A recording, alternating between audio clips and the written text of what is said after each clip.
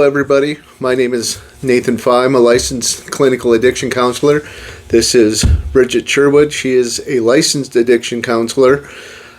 Today is, episode 1 of,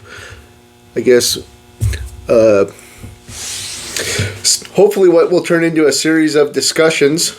We don't necessarily have a set format for kind of what we're going to talk about, but we're going to get into some topics that should be related to what we do professionally as addiction counselors, to self-help, personal growth. Am I kind of on the right track with that, Bridget, or you have a different idea? I think that's a good place to start in personal experiences, and just I don't think any topic is really off limits. So I guess we can maybe start with, kind of the discussion we had when we kind of first thought about doing this. I believe you were talking about something, which you were talking about selling blueberries, which may sound like a really kind of a funny thing, but maybe we can kind of go into that, or what you were getting at when you talked about that specifically. Well, at the time of selling blueberries, it was a very serious thing. I think when I was in my late teens and early in recovery, there was a conversation through text message with somebody that I knew, and someone they were trying to get drugs from. And they were trying to use code words because we think that, we're very smart with the things we come up with. And I asked them if they were looking for blueberries, because they were asking for blues. This was back when Roxy came on the scene and was the huge thing. And going back and forth and just asking them if they wanted fresh blueberries from the store and whatever else. And in our discussion when we talked about this, I think I was talking about being in a courtroom on the stand and just dying on that hill, that I was not trying to sell drugs, but that I was in fact selling blueberries, going into just the criminal thinking, and how, looking back, it's just not as creative as we think it is.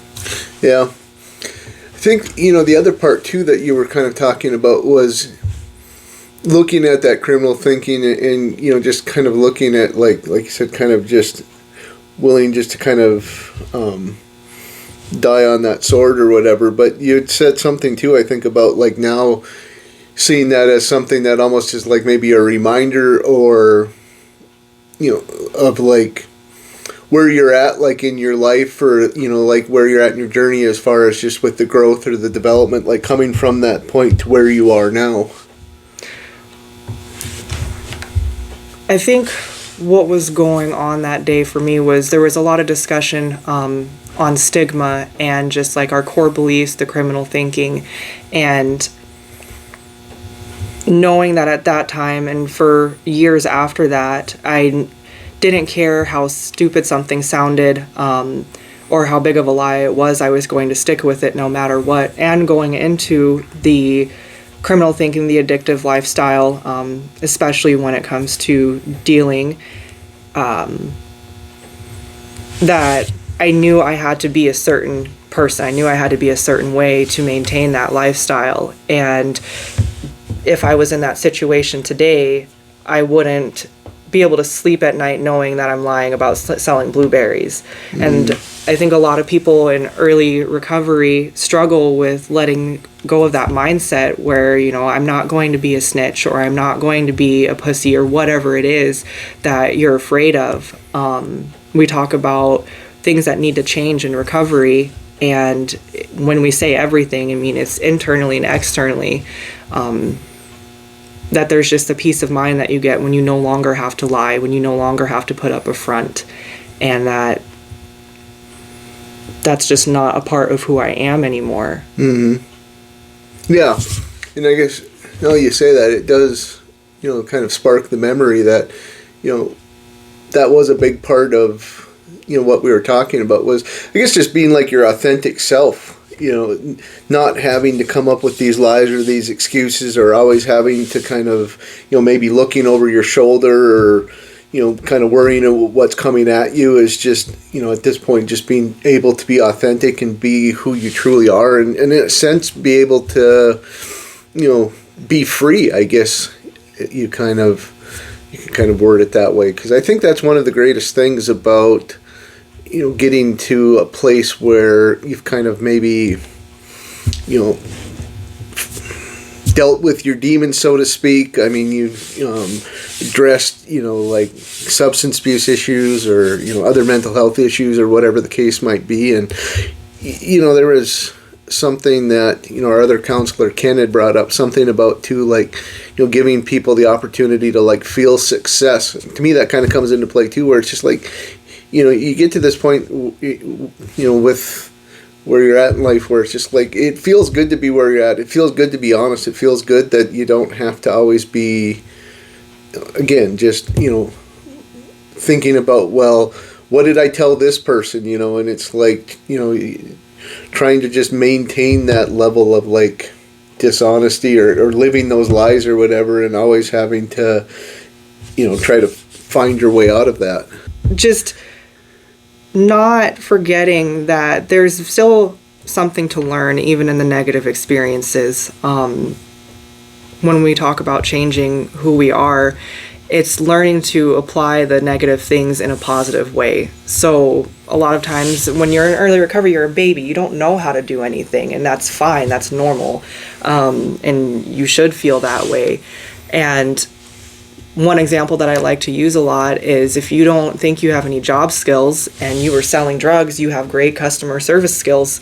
Not all the time, but sometimes. Maybe you have good math skills. So, I mean, how are you going to apply that into a real life job? Even like trauma can be used positively. I mean, it's from a dark place. You're not sure what to expect, so you're in survival mode. Well, how can you apply that to interacting with other people? How can you get through to other people by sharing your story, your experience, or the skills that you've learned? Mm-hmm.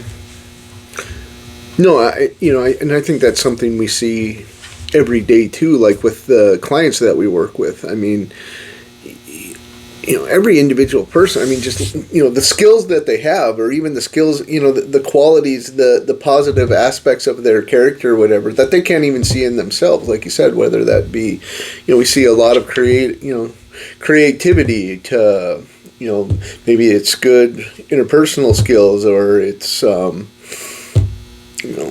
you said, just being good at selling, or, who knows, but yeah, just the amount of skills that people have that they can't see within themselves. And I think, yeah, a big part of recovery is, again, like stepping into yourself and, maybe finally starting to embrace those powers for good instead of evil, mm-hmm. in a sense. Ask you a different question, I mean, to kind of go off of kind of build off of what we're talking about, but, like, with your life, I mean, looking back to, kind of when that, time came, when you did change, what do you think it was that finally finally pushed you in a different direction, or, got to the point where it was just like, okay, I need to do something different? Well, I think there were two times that happened. The first time was when I was younger, and I had stopped using. I had gotten arrested. I was with some people. We were chasing after one of my friends' girlfriends, and we were all, high, and we got pulled over. They ran all of our names. I had given them somebody else's name. I was a juvenile at that time, and they let us go. And we're in the parking lot, and as we're leaving, the person that decided to drive, who had a valid license, somehow did not know how to drive a car. And as we are leaving the parking lot, the cop comes up to my window and tells me that they are arresting me for a year-old parking ticket, of all things. And so, again, I was a juvenile at that time, and I had given them an adult name, and had told them that I was not the person, gave them another name of a juvenile, and I was sitting in juvie. And I was there overnight, and the next day, my probation officer comes in, and obviously they knew it was me. And I think from there is when I had went to court and was sent to the youth correctional center. And that time was just accepting that it had only been less than a year that I was using and on the run, and just telling myself that I suck at this, that I can't go have fun and be on the run and get high, and so I might as well just conform, basically. And so I was on the right track for a while there, and then after some years I had went back to selling. I wasn't using again, but I did start selling.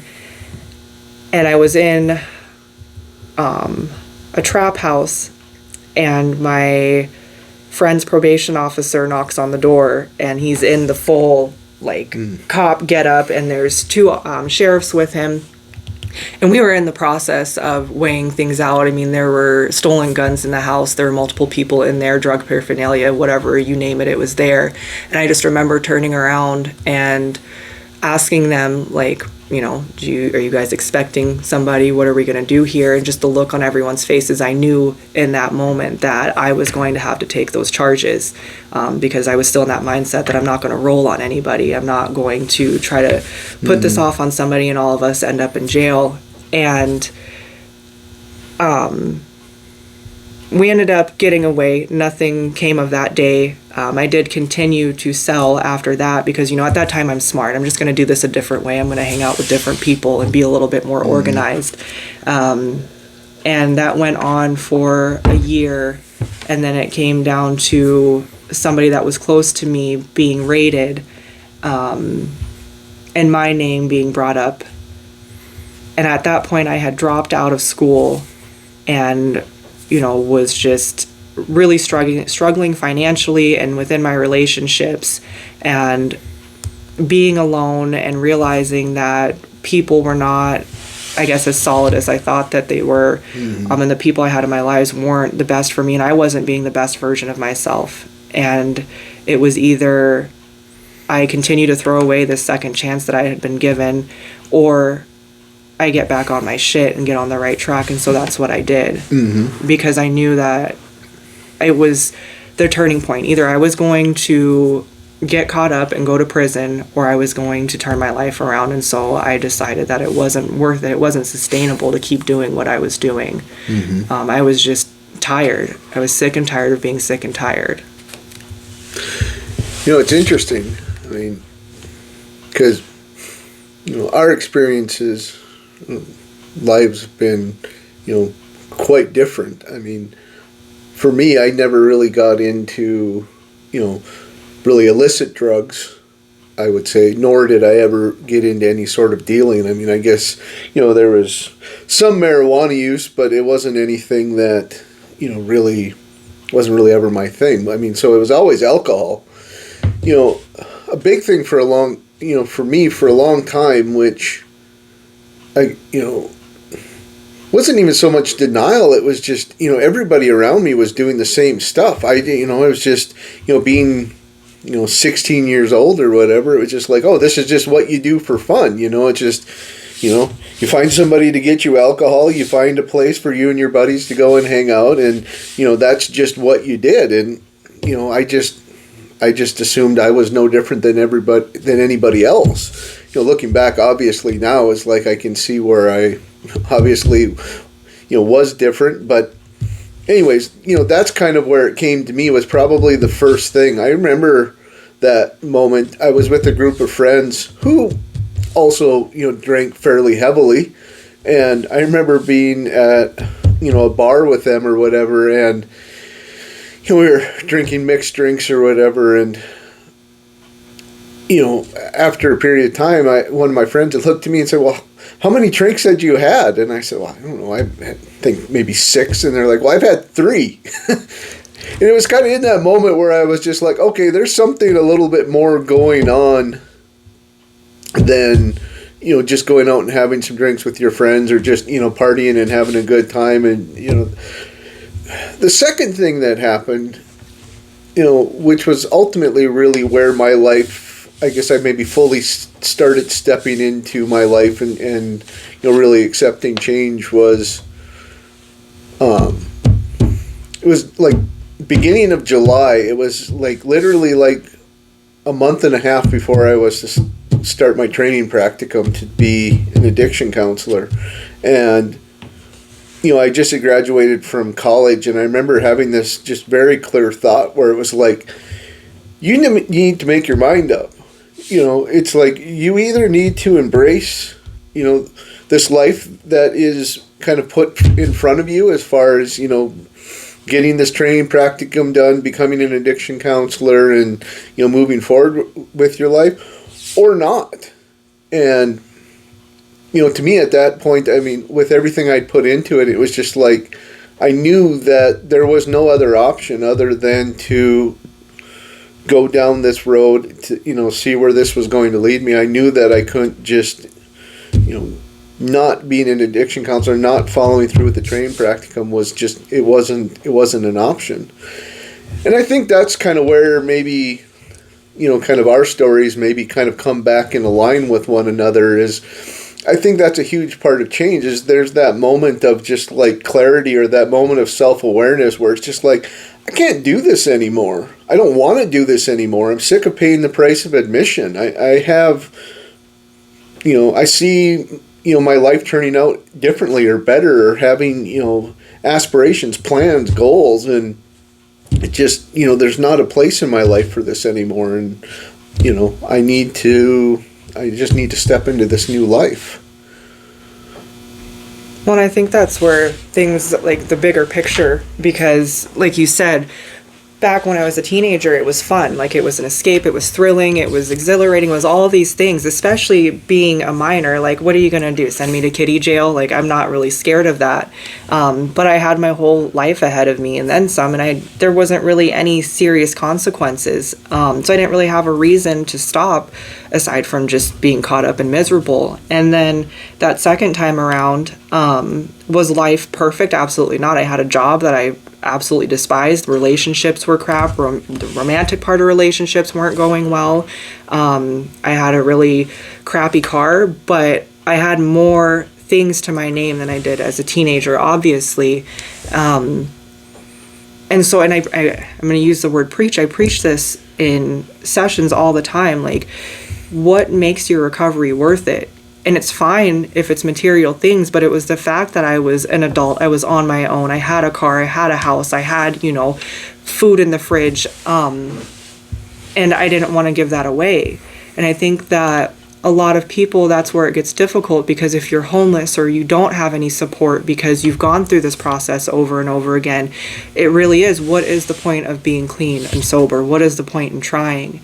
And so we have to gain things that mean something to us to make this worth it, to keep us motivated. And I think that's why it was different for me the second time around. Mm-hmm. Getting to the point of change, it's like the consequences of like change need to be less than the consequences of continuing in our active addiction. Mm-hmm. And that's where we get caught up, because so many people say, well, why don't you change? It's like, well, as bad as you may think things are, or as bad as people may perceive the things that are happening to you internally, you're like, well, change is a hell of a lot harder than just staying where I'm at, So it's easier just to stay where I'm at, because there's some safety and security in that, and I know I can kind of predict the outcome and what's going to happen. So, change can be very scary, and the fear of the unknown is just not something that I really want to take on. So I think I'll just stay where I'm at. Mm-hmm. Well, I think it's easier to keep doing what you've been doing because, like you said, like, what to expect. What is going to happen next. And I think another part of that is patience. A lot of people might think that things are going to be okay overnight or in a week or in a month, and that's just not the reality of it. It's going to take time and persistence. And I think that the longer somebody is able to stay in recovery and abstain from use and abstain from addictive behaviors, they'll see that you're never going to necessarily be satisfied. And I don't mean that in a negative way or in a defeating way. You just get the ability to keep excelling in numerous things. And you don't have to stay on the hamster wheel of, maybe cliche, but jails, institutions, probation, whatever it is. Well, until you maybe think of what it was that you were thinking before I stood up there. Maybe, something else, it was another piece to this. Something, again, talking about with our other counselor, Ken, this morning. We're talking about, like, external, internal motivation. And, where my mind went at that time was it's like, are we missing a piece? Because I've talked a lot about that within group, that external motivation is never going to cut it, which, I mean, that is true. But, like, for example, like, let's talk about, like, family or somebody, their kids or something like that. It's like, why isn't that enough? Or somebody will say, well, my kids are really important. And it's like, well,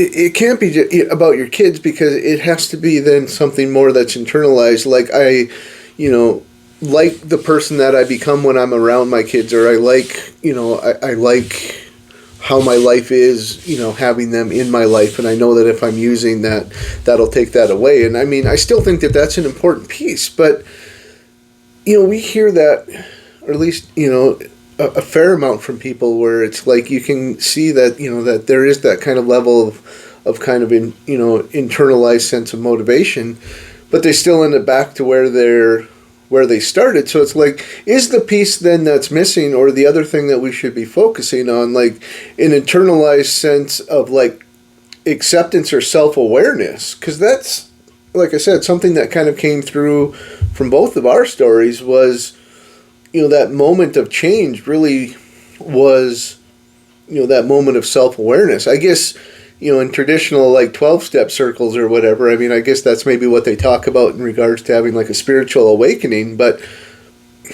I think that term implies like too much, like it's this kind of unknown and people really kind of don't know what that means. So, maybe it's easier if we look at, just calling it that. We need to internalize a sense of self-awareness, or an internalized sense of acceptance. I don't know. What do you think?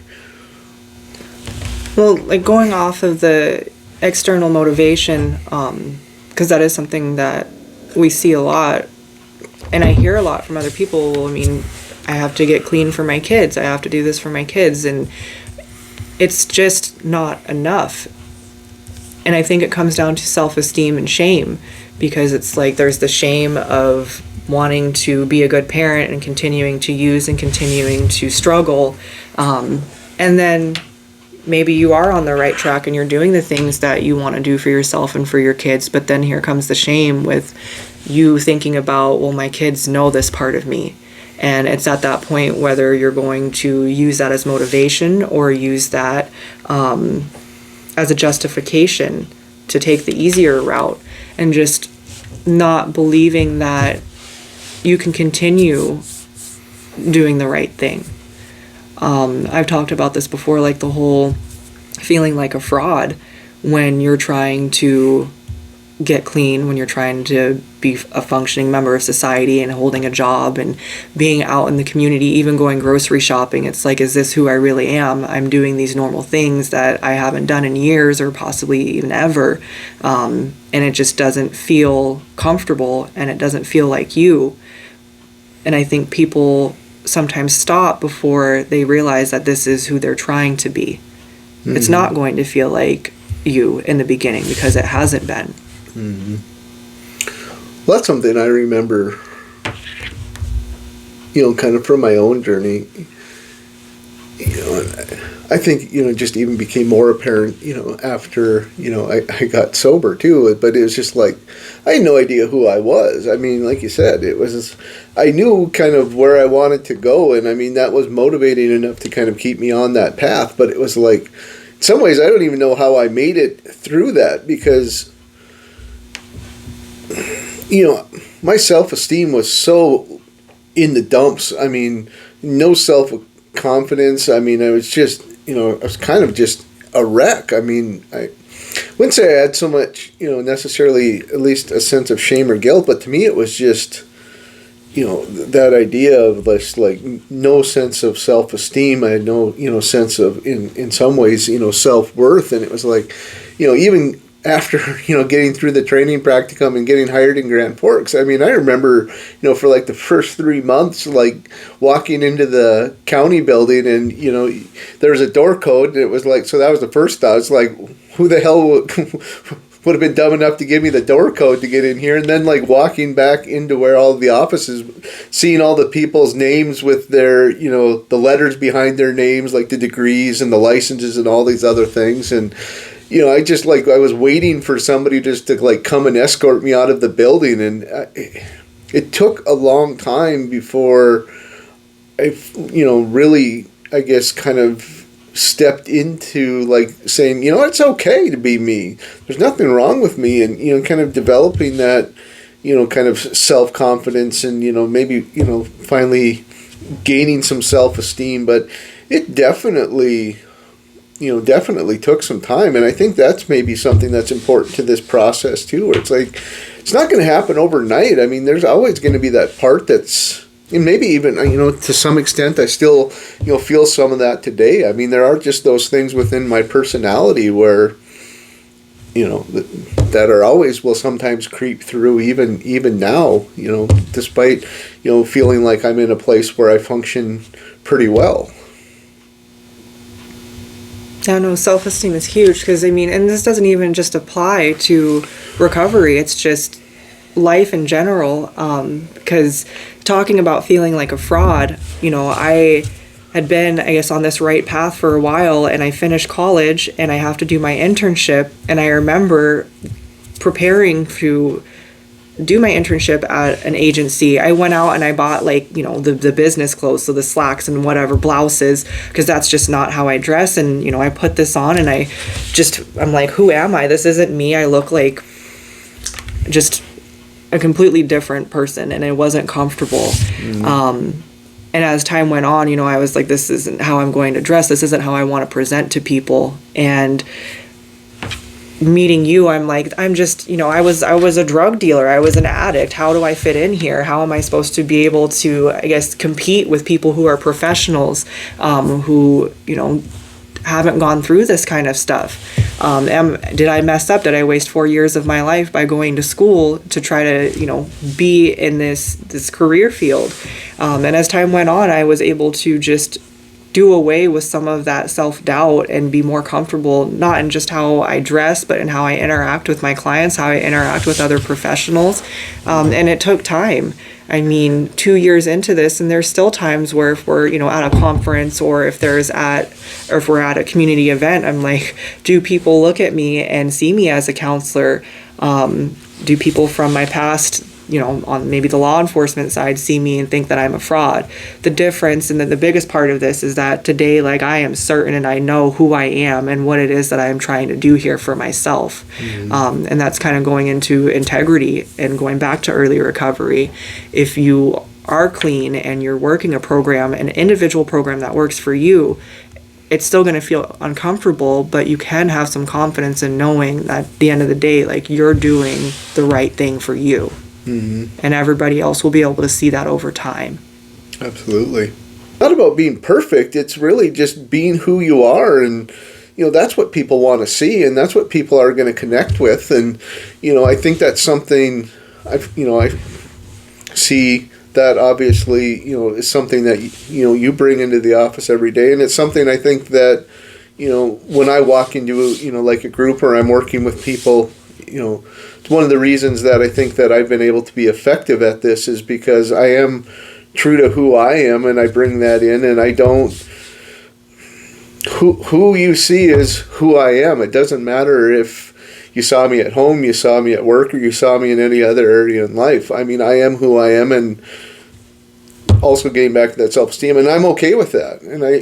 And I have no problems letting people see that part of me because, again, being authentic is so important. Mm-hmm. So I think that's where we're going to end this first video. But no, hopefully this will be hopefully we'll get back to being able to start doing a few of these regularly, and this will be something that we'll continue to do, and hopefully put out there for people to be able to see. I guess the one thing I would say is that if there are maybe things that you have questions about, or if there were topics that you would like to see us address, or just general feedback for maybe how you feel that this has went, or whatever, we would always appreciate it. And yeah, with that, I guess thank you for your time.